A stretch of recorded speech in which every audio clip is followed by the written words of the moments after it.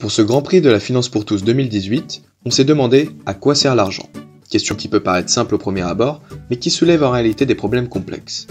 Pour nous, citoyens, il n'y a aucun doute, le revenu que l'on perçoit sert à payer notre loyer, aller voir un film d'action au cinéma et partir en vacances aux familles, ou plutôt payer des impôts. Comme on nous l'a toujours répété, nos impôts servent à financer l'État, l'armée, l'éducation nationale, et une partie nous est reversée sous forme de prestations sociales. À l'échelle d'un État, l'argent a de nombreuses fonctions et sert à bien d'autres choses. C'est le véhicule de toute l'économie qui est présent sur les marchés financiers, les marchés des biens, d'échanges et même du travail. Prenons un exemple concret. L'État, en prélevant des impôts et des taxes, obtient des recettes dont il se sert pour ses dépenses, exactement comme nous touchons un revenu que nous dépensons ou épargnons. Imaginons maintenant que l'État décide de prélever moins d'impôts, mais veut dépenser autant. Il peut combler ce manque de recettes en émettant des titres financiers appelés obligations, qu'il va vendre sur les marchés financiers. L'État aura donc une dette envers les personnes qui achètent ces titres, et devra rembourser le montant emprunté auquel s'ajoutent des intérêts. Grâce à cette politique dite budgétaire, nous paierons moins d'impôts et nous pourrons donc consommer plus, c'est-à-dire augmenter notre demande de biens. Si la demande augmente, les entreprises productrices ont tout intérêt à satisfaire cette demande et produiront plus pour maximiser leurs bénéfices. L'entreprise a besoin de main-d'œuvre, elle peut donc employer plus, et donc réduire le taux de chômage, ou dépenser pour gagner en productivité. Ici, ce qui relie l'État, les consommateurs et les entreprises, c'est l'argent. Mais revenons aux obligations émises par l'État. Pour financer cette dette, les investisseurs souhaitent un taux d'intérêt élevé, afin de rémunérer au mieux le risque qu'ils prennent. Lorsqu'un particulier souhaite emprunter de l'argent pour acheter une voiture, par exemple, il va regarder le taux d'intérêt. C'est en quelque sorte le prix qu'il faut mettre pour dépenser maintenant et ne pas avoir à économiser des années. Et bien pour l'État, c'est la même chose. Plus il aura besoin d'argent pour se financer, plus il va émettre de titres et accumuler de la dette. Mais un État surendetté ne rassure pas, et les investisseurs souhaitent être mieux rémunérés puisque les risques de ne pas être remboursés sont grands. Un bon moyen de mesurer la dette d'un pays est de regarder le rapport dette sur PIB. Pour un État, avoir beaucoup de dettes ne veut pas forcément dire que ce dernier peut faire défaut, c'est-à-dire ne pas rembourser ses emprunts. Tout dépend des gens qui ont investi.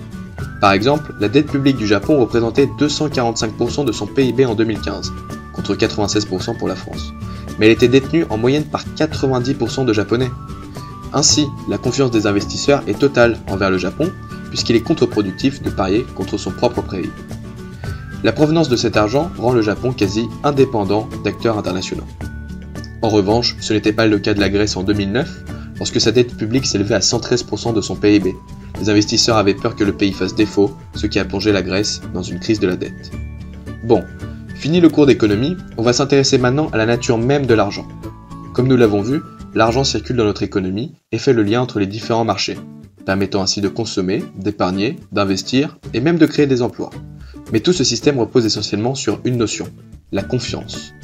Nous avons confiance dans un billet de 10 € car nous savons ce que nous pouvons acheter avec, alors que fondamentalement, un billet reste un morceau de papier avec de l'encre et des filigranes imprimés par les banques centrales nationales.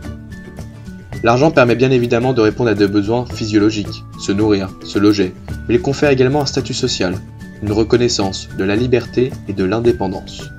De nos jours, ne pas avoir d'argent peut limiter l'intégration sociale et est parfois source d'exclusion. L'argent est aussi source de conflits partout dans le monde, et il arrive également que ses effets soient nocifs. Par exemple, une politique économique peut entraîner un phénomène dit d'inflation, c'est-à-dire de hausse des prix.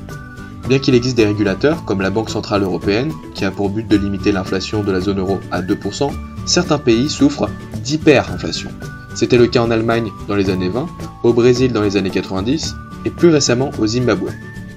Ce dernier a connu en 2008 un taux d'inflation de 230 millions de %, poussant ainsi le pays à imprimer des billets de 100 000 milliards de dollars zimbabwéens, ce qui équivalait à environ 30 $ américains.